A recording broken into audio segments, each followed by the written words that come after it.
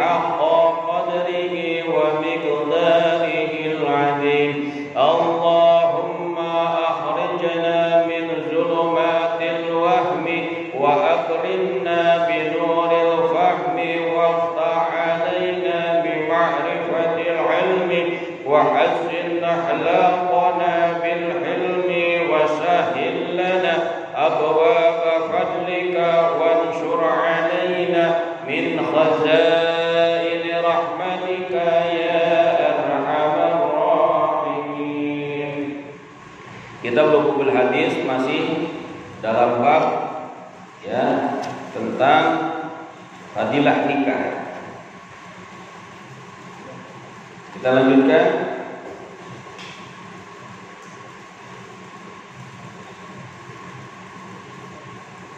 Wa qala sallallahu alaihi wasallam, dan bersabda Nabi Muhammad sallallahu alaihi wasallam, iltamisu, kata Rasulullah, carilah olehmu ar-rizqa, rizq, bin nikahi, dengan nikah. Jadi kalau kita ingin banyak rezeki, nikah. Maka ada istilah ya, orang tua kita bilang nggak ada bujang kaya, nggak ada bujangan kaya, gitu ya dulu. Ini kenapa ini? Rasulullah bersabda, iltamisu rizqa bin nikah. Carilah olehmu atau pancinglah olehmu rezeki dengan nikah. Pancinglah rezeki dengan nikah, kata Rasulullah. Ya. Maka kalau pengen banyak rezeki, banyakin nikah.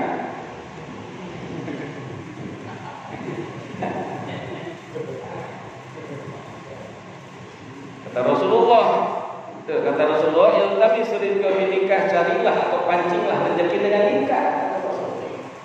Rawahu Dailami, ini hadis riwayat Imam Dailami an Ibnu Abbas, dari Ibnu Abbas radhiyallahu anhu. Hadis sahih ini. Ya.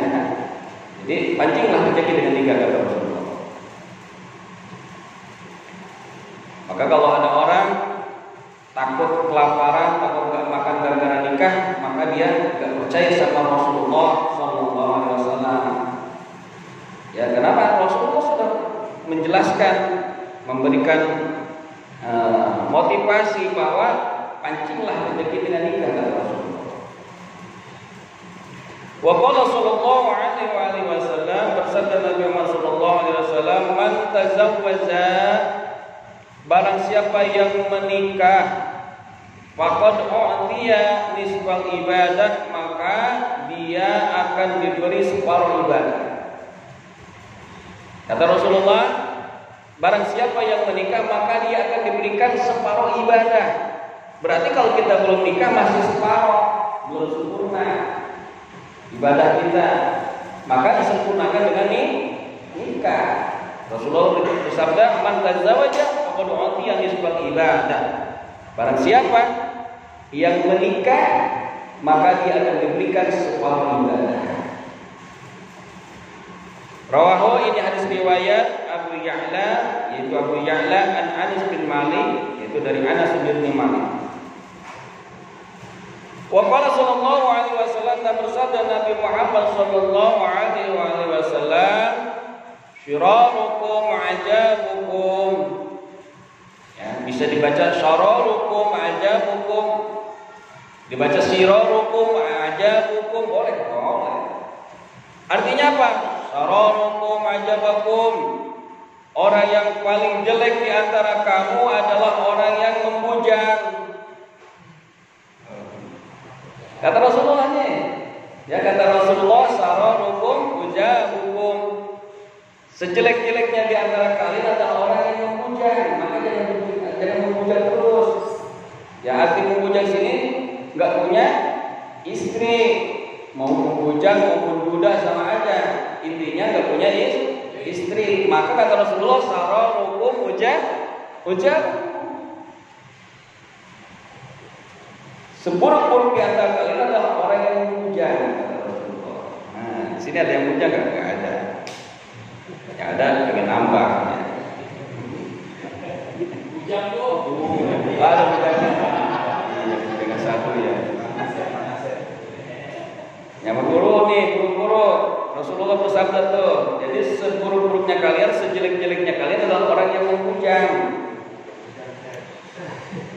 Dalam artian dia hidup membujang, dalam keadaan sudah mapan, sudah kerja, sudah siap, tapi nggak mau nikah, gitu. Ya kalau bujangannya masih sekolah, masih kuliah, masih belajar, masih jadi santri, ya jangan dulu. Ya, arti bujang di sini adalah orang sudah mapan, usia sudah, ya udah cukup nikah, ya kan? Kerja udah, mau apa lagi? Membujang aja terus. Maka kata Rasulullah ini diponis sebagai orang yang paling jelek. Kata Rasulullah itu. Ya, kata Rasulullah bukan kata Ustaz. Ini kata Rasulullah. Rawu Abu Ya'la, ini hadis riwayat Abu Ya'la, wa Tabrani dan Imam Tabrani, wa Mu'adzi dan Ibnu Adi, an Abi Hurairah radhiyallahu anhum, dari Abu Hurairah radhiyallahu anhu.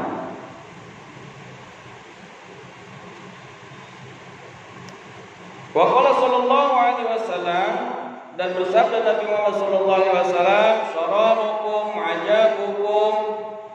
Diulang lagi syararukum ajabukum. Sejelek-jeleknya di antara kalian adalah orang yang membujang. Rok'atani jadi mubtada. Rok'atani, 2 rakaat min muta'ahilin, dari orang yang punya keluarga, yang udah beristri, artinya begitu. Khairun, lebih bagus, lebih utama, min sab'ina rakaatan, daripada 70 rakaat min ghairi muta'ahilin, daripada orang yang enggak punya keluarga. Nah, yang paling ya hidup membujang, sholat 2 rakaat, ya kan? Apa 70 rakaat dibandingkan dengan yang udah punya istri, 2 rakaat lebih bagus orang yang udah punya istri. Motivasi nih, makanya nih bab nikah ini harus dikaji sama orang bujangan nih. Kenapa supaya beliau nikah? Ya, ini Rasulullah bersabda, "Syararukum mujabukum, seburuk-buruk kalian, sejelek-jelek kalian adalah orang yang membujang di antara kalian. Rakaatani, 2 rakaat min muta'ahilin, dari orang yang sudah punya keluarga. Khairun, lebih utama, lebih afdal, lebih bagus, min sab'ina rakaatan, daripada 70 rakaat min ghairi muta'ahilin, dari orang yang enggak punya keluarga." Beres sudah ya. Aset besok lamaran.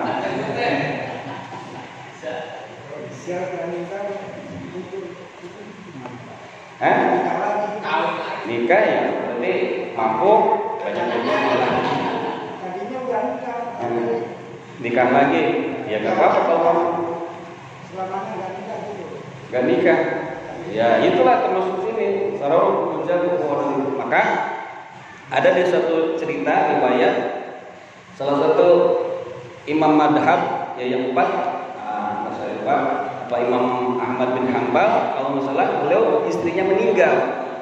Maka ketika istrinya meninggal itu, ketika mau dikuburkan, beliau tahan dulu, tahan. Jangan dikuburkan dulu istri saya mau nikah dulu. Kata Imam Ibnu Hanbal. Kenapa? Karena saya nggak mau termasuk orang yang dikatakan oleh Rasulullah, seburuk-buruk kalian adalah orang yang membujang. Itu Imam Ahmad bin Hanbal ketika istrinya meninggal dunia, ketika mau dikubur istrinya itu ditahan dulu, di-stop dulu sama Imam Ahmad. Kenapa? Saya nggak mau termasuk orang yang dikategorikan oleh Rasulullah seburuk-buruk atau sejelek-jeleknya kalian adalah orang yang membujang.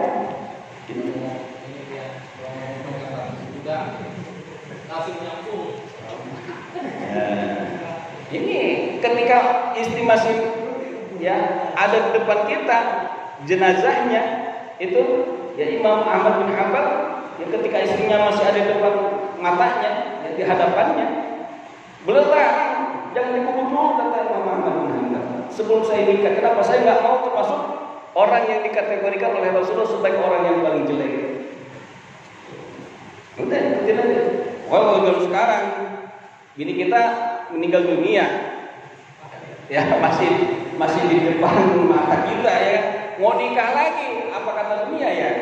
Oh heboh pasti, ini suami kurang ajar ya kan, bini belum dikubur udah mau nikah aja kan gitu ya. Ini padahal ada cerita Imam Ahmad bin Hanbal, imam madhab, beliau ya, istrinya meninggal, dia tahan dulu sebelum beliau menikah. Kita makan begitu ya, terbawa apa? Terbawa oleh hawa nafsu, enggak dibawa dengan ilmu, enggak dibawa dengan iman. Ya rata-rata dibawa hawa nafsu. Ya kan, hawa nafsu kita yang bawa, bukan iman dengan ilmu kita, bukan. Makanya apa-apa dibawanya dengan nafsu kita. Oh, salah, masuk gitu. Ya kalau kita berdasarkan ilmu, enggak ada yang salah. Suami istrinya meninggal belum dikubur kita nikah lagi, bagus. Ada contoh. Ada begitu di sini. Pastinya. Apalagi kalau yang meninggal istri ustaznya menikah lagi, belum meninggal aja ustaz udah diledekin mulu. Nikah ustaz diledekin mulu, ya kan? Padahal sah. Bukan ustaz nikah sah, ya kan? Bukan zina, bukan apa, nikah resmi, ya kan? Masih aja dibully ustaz. Gerak. Apalagi istrinya meninggal belum dikubur udah nikah lagi, udah tambah dibully aja ustaz. Dasar ustaz kurang ajar katanya. Ya kan?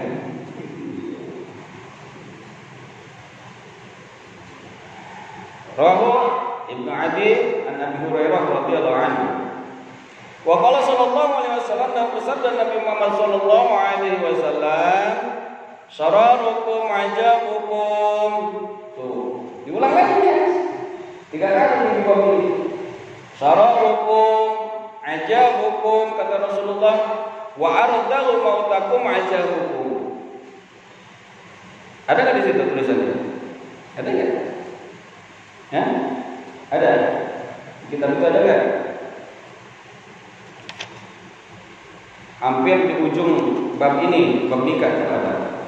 Sararukum ajabukum wa ardalu mautakum ajabukum. Artinya sararukum, sejelek-jeleknya kalian, seburuk-buruknya kalian, ajabukum adalah orang yang membujang di antara kalian. Wa ardalu mautakum, dan sehina-hinanya mayat kalian, ajabukum adalah orang yang meninggal dalam keadaan membujang. Jangan sampai kita belum nikah udah mati. Nih, takutnya termasuk kategori wa ardalu mautakum, sejelek-jeleknya di antara orang mati di antara kalian, kata Rasulullah, ajabukum adalah orang yang mati dalam keadaan membujang.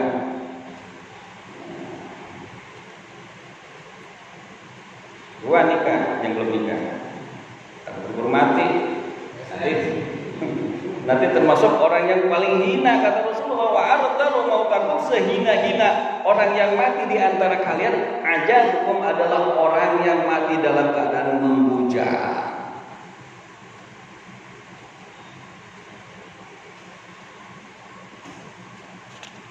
Rawu hadis riwayat Al-Imam Ahmad, yaitu Imam Ahmad, an Atiyah bin Yusuf, dari Atiyah bin Yusuf.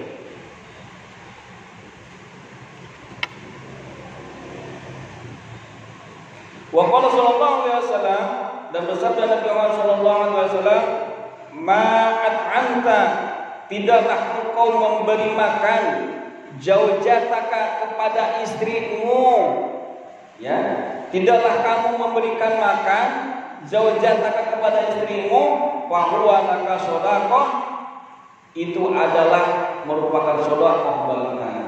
Kita kasih makan nih anak istri, itu sedekah.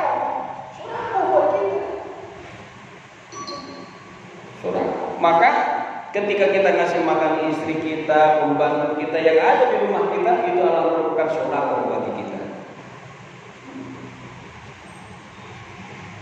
Sedekah kan itu adalah sesuatu yang sangat disenangi oleh Allah Subhanahu wa taala.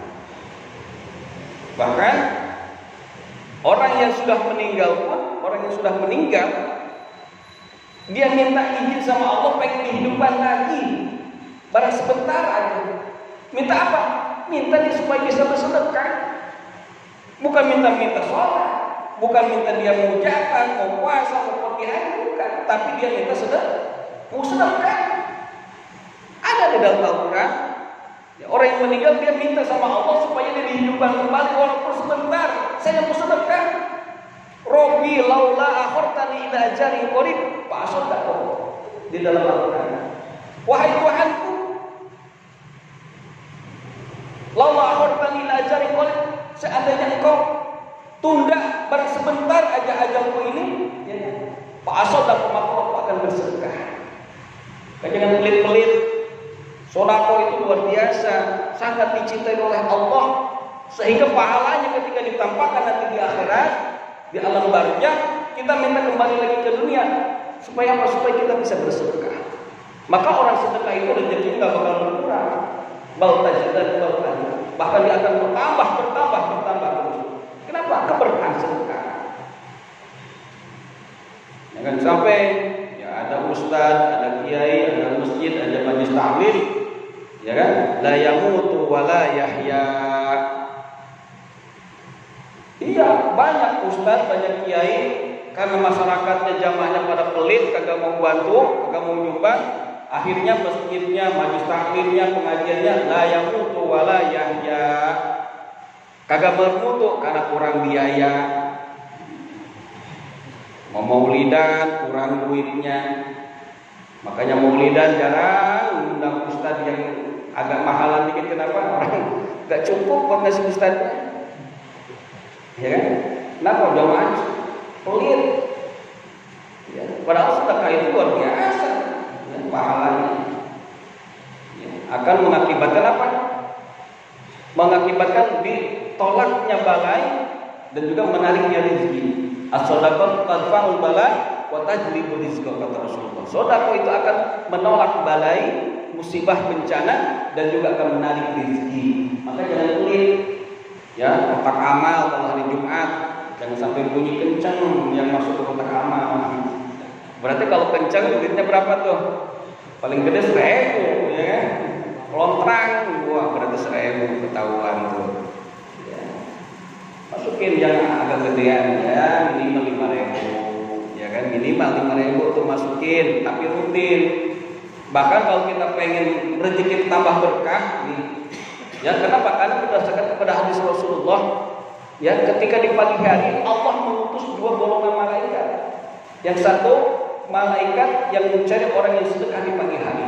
Maka kalau kita subuh, biasakan ngantongin duit, masukin kotak amal. Kenapa? Ketika ini malaikat menemukan orang yang di pagi hari bersedekah, dia berdoa kepada Allah supaya apa? Supaya diberkahi rezeki dan hidupnya itu orang. Pagi-pagi tuh biasa itu antongin duit, ya, minimal 5.000 lah. Zaman sekarang 2.000 udah nggak ada artinya, ya kan? Orang tukang parkir aja udah nggak mau kita kasih 2.000, 5.000 kasih, masukin kotak amal. Tiap subuh. Kenapa? Itu malaikat doain kita. Kenapa diutus oleh Allah? Supaya mencari orang-orang yang bersedekah di pagi hari.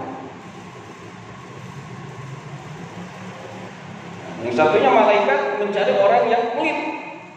Mencari orang yang pelit. Nanti kalau ketemu orang yang pelit, didoain juga, ya Allah mudah-mudahan hancurkan hartanya, binasakan mereka. Malaikat ini ada 2 malaikat. Maka ada malaikat azab, ada malaikat rahmat. Sedekah jangan pelit-pelit. Banyak majelis taklim, masjid-masjid yang perlu bantuan kita, kan? Semampu kita, ya, semampu kita. Sampai kita mampu beli handphone yang harganya 3 juta, masa sedekah 1 sak semen aja kagak mampu, ya kan? Handphone 3 juta mampu, yang super canggih, semakin disebutnya juga smartphone. Saking canggihnya tuh, pinter, berarti semakin telepon, ya kan? Berarti telepon pinter.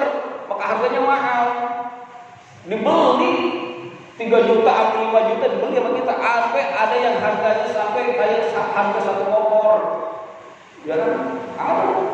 Ada yang 12 juta, 15 juta handphone, bahkan ada yang puluhan juta. Giliran sedekah ke masjid nyumbang 1 sak gemeteran, masya Allah, ini gemeteran banget. Kemarin kenapa lu gemeteran? Habis nyumbang 1 sak ke masjid gemeteran. Bilang handphone, boleh handphone, ya. Enggak melarang, silakan. Kita punya duit kok, tapi jangan sampai lupa, ya kan? Ada di antara harta kita ini, ya kan, yang perlu kita sedekahkan. Sedekah, insya Allah berkah. Rawah hadis riwayat Imam Ahmad, Tabrani dan Imam Tabrani, Anil Mikdam, yaitu dari Mikdam. Al-Babu Sadisu wal Isrun bab yang ke-26 fi tasdid zina menerangkan tentang ya, siksaan ya, yang keras bagi orang yang zina. Jadi jadi nikah sudah selesai. Insyaallah pertemuan yang akan datang kita akan masuk pada bab tentang betapa kerasnya ya siksaan bagi orang yang suka zina. Wallahu a'lam bishawab. Rabbi zidna ilma warzuqna fahma.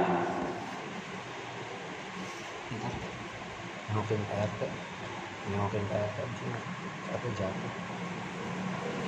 Tadi bacaan Fatihah.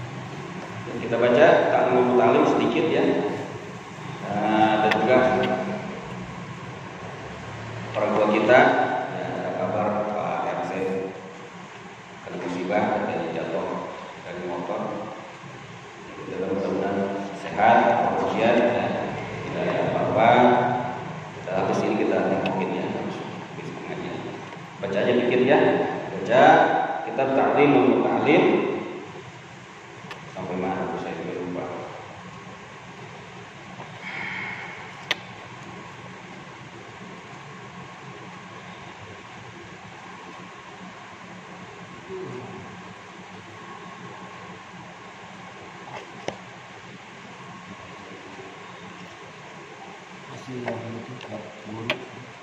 Dulu ya.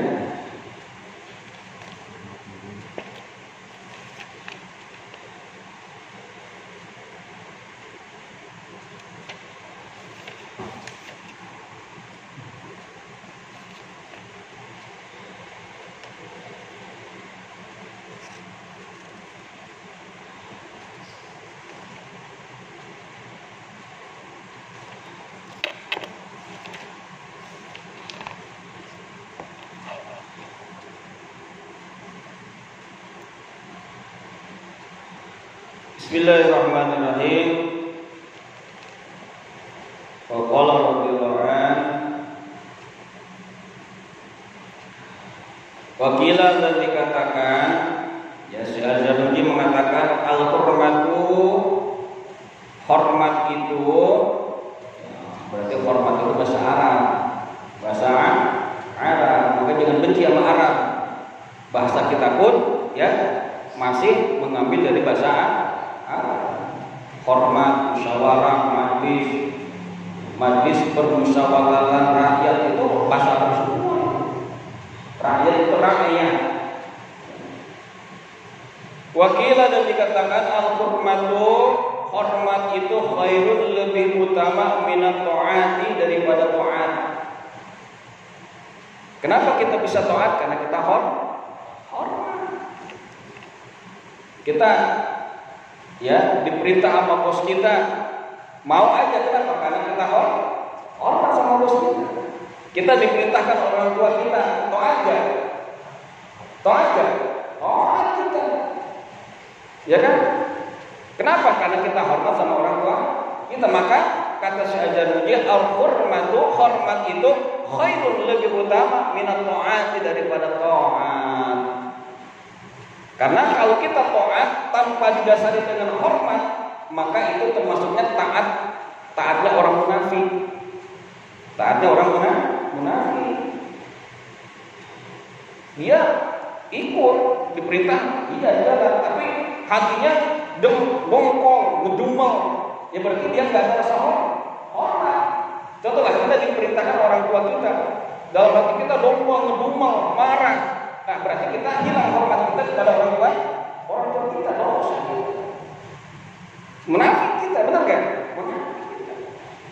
Maka wajar dikatakan al-hurmatu khairun minat ta'ati.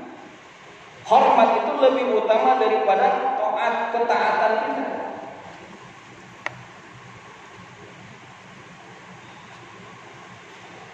Ala tara, kata Az-Zarnuji, apakah engkau tidak melihat annal insana sesungguhnya manusia la yakfuru tidaklah akan menjadi kufur ini manusia bil maksiati dengan berbuat maksiat. Jadi orang menjadi kufur itu bukan karena maksiat, wa inna ma yakfuru, tetapi manusia menjadi kufur itu bitarkil hurmah, dengan dia meninggalkan hormat.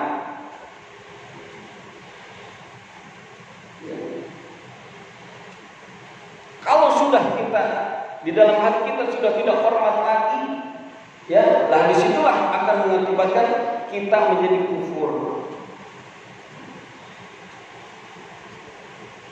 Kenapa? Karena ketika kita sudah tidak hormat, sudah tidak mempedulikan lagi tentang perintahnya dan juga tidak mempedulikan lagi tentang larangan-larangannya. Kita sudah tidak hormat kepada Allah, nggak peduli apa yang dilarang oleh Allah, apa yang diperintahkan oleh Allah. Kenapa? Karena kita sudah tidak hormat lagi kepada Allah Subhanahu wa taala. Tetapi kalau kita masih hormat walaupun kita bermaksiat, ya, ada orang tuh ya bermaksiat tapi dalam hatinya, hati kecilnya dia mengakui bahwa itu maksiat.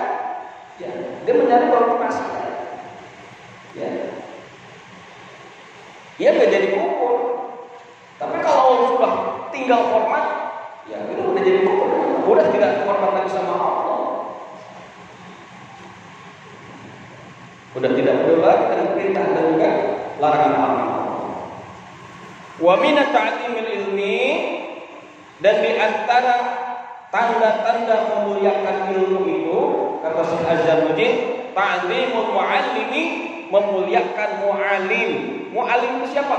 Guru kita yang ngajarin kita. Muallim itu bahasa Arab.